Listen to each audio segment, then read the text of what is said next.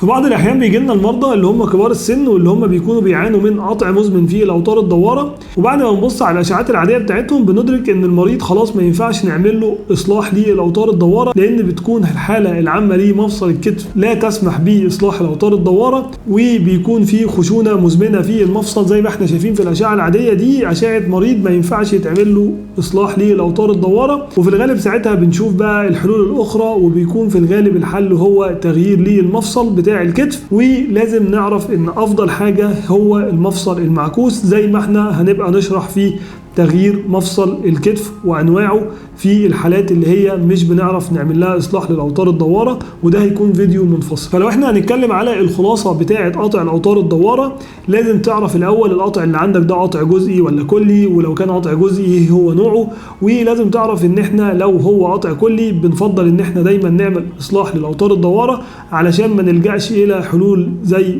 تغيير المفصل لو المريض محتاج يستخدم كتفه مره اخرى. فلو انت عندك قطع في الاوتار الدواره لازم تزور طبيب متخصص في مفصل الكتف علشان تفضل في الامان وتفضل في المضمون.